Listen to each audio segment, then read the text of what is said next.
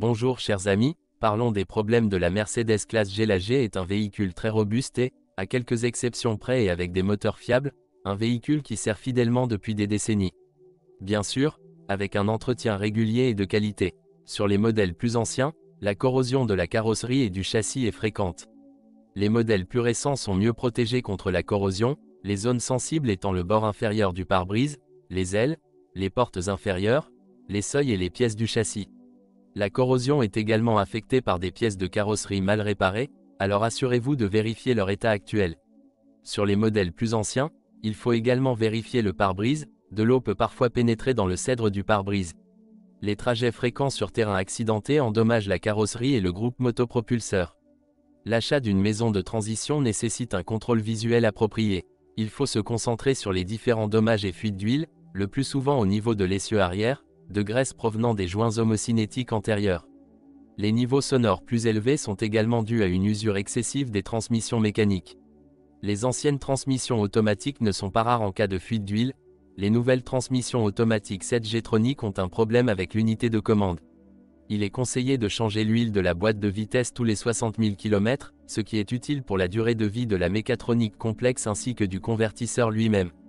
Les moteurs à essence se caractérisent par une bonne fiabilité. Seuls les G320 et G500, M272 et 273, sont problématiques.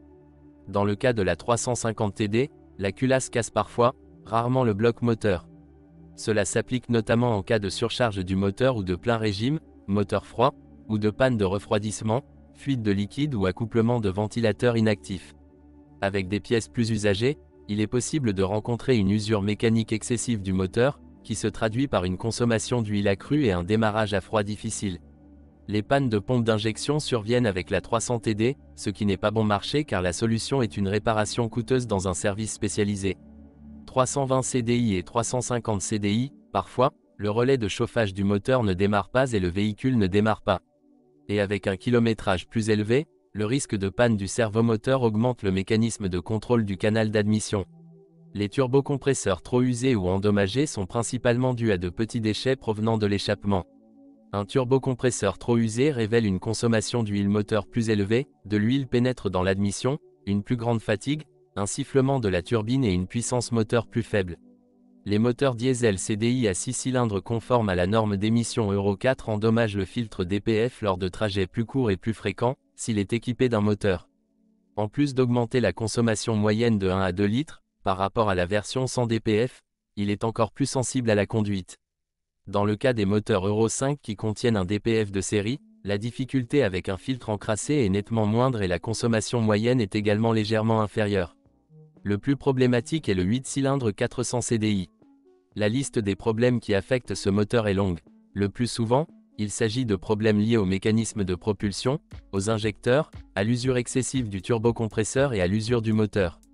Pour les moteurs diesel, notamment équipés d'injecteurs Common Rail, le problème d'usure des injecteurs se manifeste par un fonctionnement irrégulier du moteur, des démarrages à froid plus difficiles ou une puissance moteur plus faible et une consommation électrique plus élevée. Sur les moteurs diesel plus anciens, la vidange de l'huile moteur est effectuée tous les 10 000 km. Pour les moteurs CDI essence et diesel, l'intervalle est de 15 000 km ou 1 an. Cependant, même pour les moteurs CDI, il est recommandé de réduire l'intervalle de 10 000 km en cas de conditions de fonctionnement plus exigeantes. L'huile de la transmission automatique est changée tous les 60 000 km. Tous les moteurs sont équipés d'une chaîne de transmission sans entretien qui ne nécessite d'être remplacée qu'en cas de nécessité, usure excessive. Contrôle tous les 60 000 km.